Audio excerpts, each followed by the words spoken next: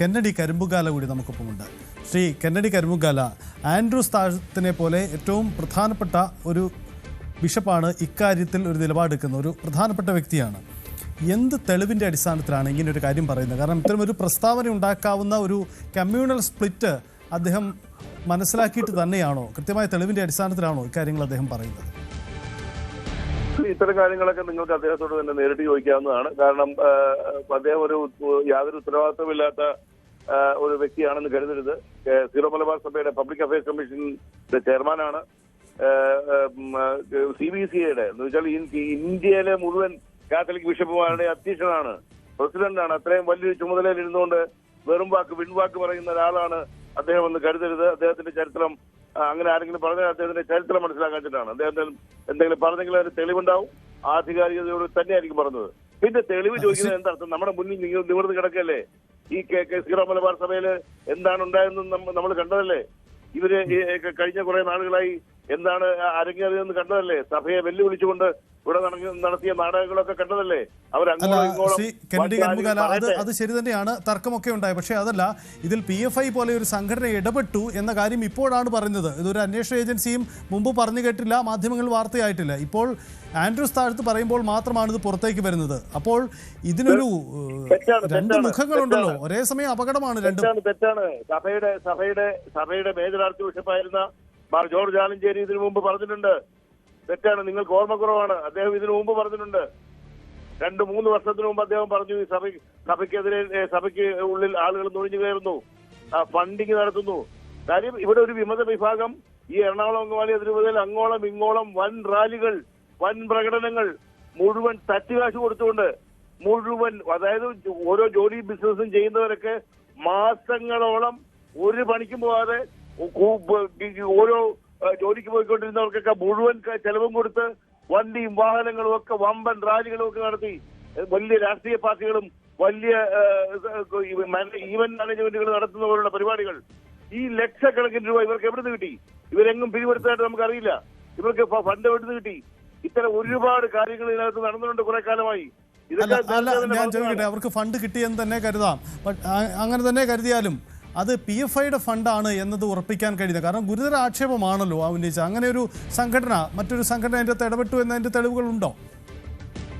ഞാൻ പറയട്ടെ, ഇത് കുറച്ചുകൂടി ഒരു അന്വേഷണം പ്രഖ്യാപിക്കുകയും ഇത് കുറച്ചുകൂടി മുന്നോട്ട് പോവുകയും ചെയ്തു കഴിഞ്ഞാൽ കാര്യങ്ങൾ കുറച്ചുകൂടി വ്യക്തമാകും. കാരണം ഞാൻ മനസ്സിലാക്കുന്നിടത്തോളം സീറോ മലബാർ സഭയിലെ, ഞാൻ പേര് വെളിപ്പെടുത്താൻ ഉദ്ദേശിക്കുന്നില്ല, ഒരു ഉത്തരവാദിത്തപ്പെട്ട സ്ഥാനത്തിരിക്കുന്ന അഭിമന്യൻ എന്ന് ഞങ്ങൾ വിളിക്കുന്ന ഒരു വ്യക്തി വടക്കൻ ജില്ലകളിൽ ഒരു സ്ഥലത്ത് മാസത്തിൽ 2-3 പ്രാവശ്യം പോയിരുന്നതും ചിലരുമായി കണ്ടിരുന്നതിനും സഭയ്ക്ക് തെളിവുണ്ട്, പിന്നീട് തെളിവുണ്ട്. അദ്ദേഹം പണം കൈപ്പറ്റാനല്ലാതെ വേറെ എന്തിനാണ് എല്ലാ മാസം പോയത്? അദ്ദേഹം ഈ എറണാകുളത്തെ പ്രശ്നത്തിന്റെ പിന്നിലുണ്ട് താനും. അങ്ങനെ പല കാര്യങ്ങളും ഇതിനു മുമ്പ് തന്നെ സഭയ്ക്ക് ബോധ്യപ്പെട്ടുള്ള കാര്യങ്ങളാണ് ഇതൊക്കെ വത്തിക്കാനിലേക്ക് റിപ്പോർട്ടും ചെയ്തിട്ടുണ്ട്. അദ്ദേഹത്തിന് സഭാ നടപടി ഒരു ഘട്ടത്തിൽ നേരിടേണ്ടിയും വന്നിട്ടുണ്ട്. ഇത്തരം കാര്യങ്ങൾക്കൊക്കെ വ്യക്തമായ തെളിവുള്ളത് കൊണ്ടാണല്ലോ അത് പറയുന്നത്. നിങ്ങൾ നേരിട്ട് പോയി ചോദിച്ചു. സഭയ്ക്കുള്ളിലെ കാര്യമാണ്, അതുകൊണ്ട് പറയുന്നതിനൊരു എന്താ പറയുന്നത്, ഒരു കുറച്ചൊക്കെ മറച്ചേ പറയാൻ കഴിയൂ. അത്തരം ഒരു കാര്യങ്ങളായത് കാരണം, മതപരമായ ഒരു കാര്യമായത് കാരണം.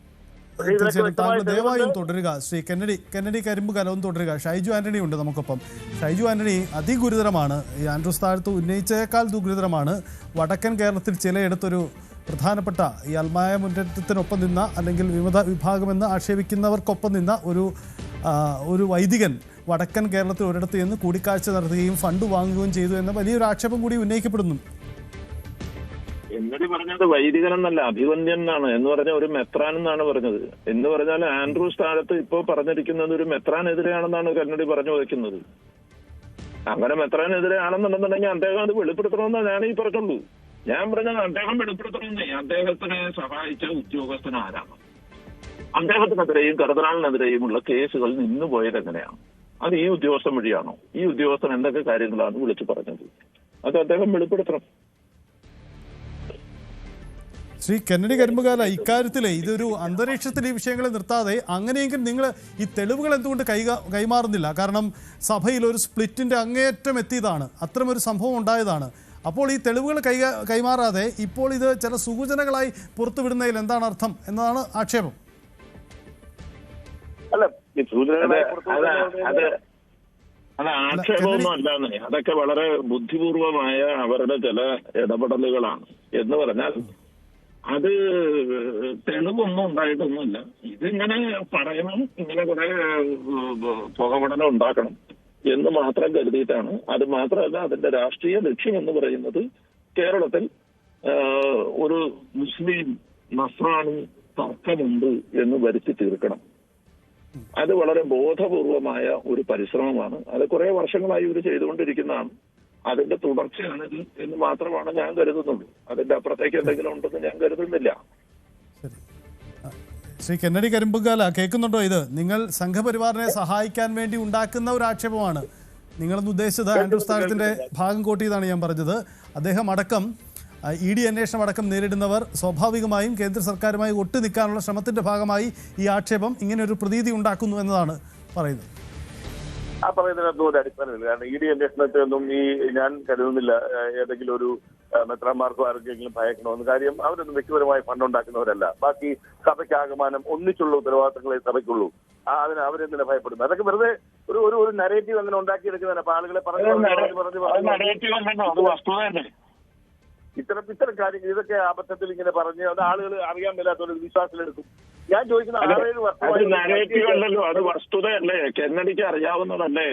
ED 8 ദിവസം പരാതിക്കാരനെ ചോദ്യം ചെയ്തു. അതിനുശേഷം ഒരു പലവട്ടം ജോഷി പൊതുവെ ചോദ്യം ചെയ്തു. അത് കഴിഞ്ഞ് കരുതനാൾ ആലഞ്ചേരിക്ക് നോട്ടീസ് അയച്ചു. ഇത് ആർക്കാണ് അറിയാത്തത്? ഇത് എല്ലാവർക്കും അറിയാമോ? ഞാൻ പറയട്ടെ ഇതാണ് തെറ്റിദ്ധാരണ വരുത്തുന്നത് പറഞ്ഞത്. മാർ ജോർജ് ആലഞ്ചേരിയെ ചോദ്യം ചെയ്തെങ്കിൽ അത് സഭയുടെ MAB മഹേജർ ആർച്ച് ബിഷപ്പ് എന്ന നിലയിലാണ്. ജോഷി അച്ഛനെ ചോദ്യം ചെയ്തെങ്കിൽ അത് സഭയുടെ പ്രസിഡന്റ് എന്ന നിലയിലാണ്. ഇതൊക്കെ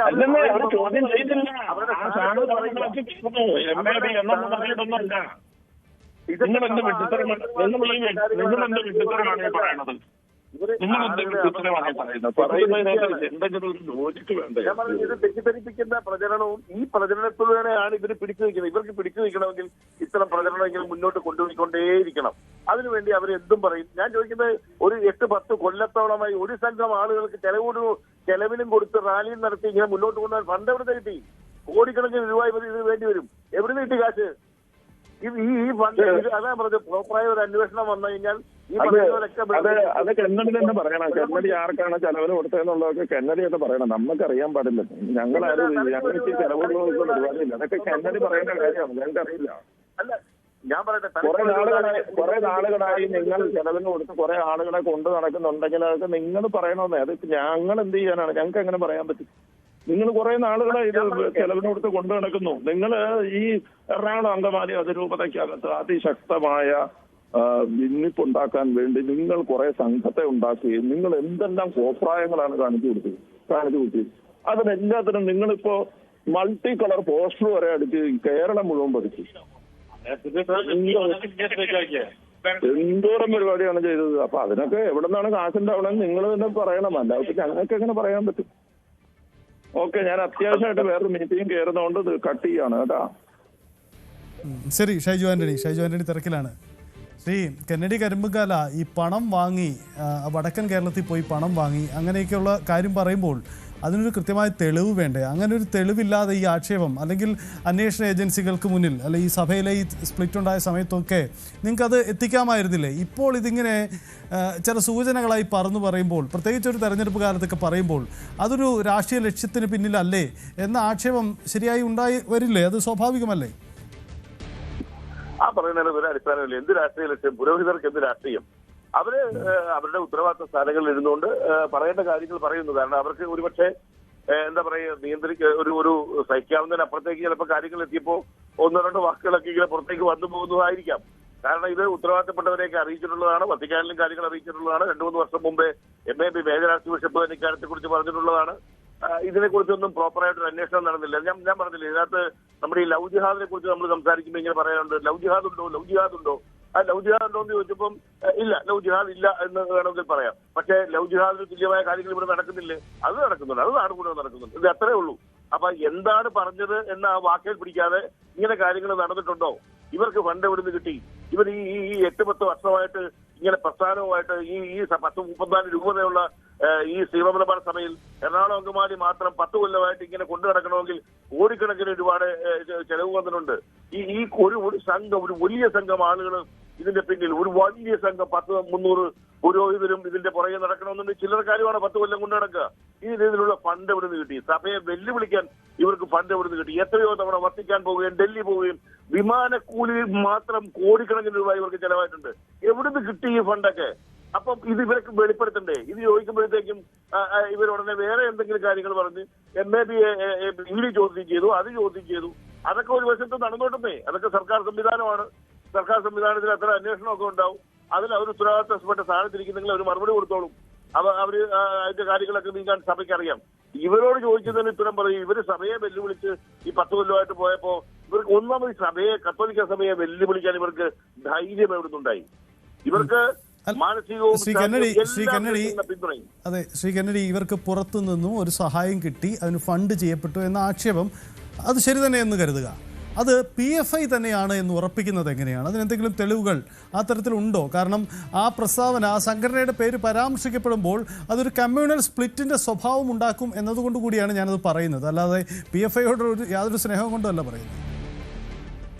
അല്ല, ഈ ഒരു റിഫ്റ്റ് എന്ന് പറയുന്നത്, ഈ രണ്ട് സമുദായങ്ങൾ തമ്മിലുള്ള റിഫ്റ്റ് എന്ന് പറയുന്നത് നമ്മള് ഈ കണ്ണടച്ചാൽ ഇരുട്ടാവില്ലോ കുറച്ച് നാളായിട്ടുള്ളൊരു യാഥാർത്ഥ്യമാണ്. കാരണം അത് രമ്യതപ്പെട്ട് പോകുന്നതാണ് എപ്പോഴും നല്ലത്. പക്ഷേ രമ്യതപ്പെട്ട് പോകാനുള്ള സാധ്യത കുറവാണ്. കാരണം നമ്മൾ ഉദ്ദേശിക്കുന്ന കണക്ക് ഇന്ന് കേരളത്തിൽ മാത്രമോ അല്ലെ ഇന്ത്യയിൽ മാത്രമോ നിൽക്കുന്ന ഒരു വിഷയമല്ല ഇസ്ലാമോഫോബിയ എന്ന് പറയുന്നത്.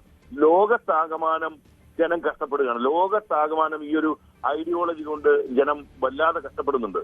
അപ്പം അത് നമ്മൾ വിചാരിച്ചാൽ പെട്ടെന്ന് നിയന്ത്രിക്കാവുന്നതോ അല്ലെങ്കിൽ തീരാവുന്നതോ അല്ല. അപ്പോ ഞങ്ങൾക്ക് ഞങ്ങളുടെ സഭ നേരിടുന്ന പ്രശ്നം, ഞങ്ങളുടെ ആളുകൾ നേരിടുന്ന പ്രശ്നം പറയാതിരിക്കാനാവില്ല. പക്ഷെ അത് പെട്ടെന്നൊരു പരിഹാരം ഉണ്ടാക്കുക എളുപ്പമല്ല. കാര്യം എന്താണെന്ന് പറഞ്ഞാൽ ഇതാണ് ഇന്റർനാഷണൽ ഐഡിയോളജി. അതൊരു ഗ്ലോബൽ തലത്തിൽ പ്രവർത്തിക്കുന്ന ഒരു ഐഡിയോളജിയാണ്. അതിനെ ഒരു റീജിയണൽ തലത്തിൽ നമുക്ക് തീർക്കാൻ കഴിയില്ല. ശരി, ശ്രീ കെന്നഡി തുടരും. എന്തായാലും ആഗോള സാഹചര്യവും തർക്കങ്ങളും അവിടെ നിൽക്കട്ടെ. പക്ഷെ നമുക്ക് തൊട്ട് മുമ്പിൽ നടന്ന ഒരു കാര്യമാണ്. Shri PP Joseph, global catholic കോൺഗ്രസിന്റെ പ്രതിനിധി നമുക്കൊപ്പം ചേരുന്നുണ്ട്. ശ്രീ, കൂടുതൽ വാർത്തകൾക്ക് News 18 Keralam YouTube channel subscribe ചെയ്യുക.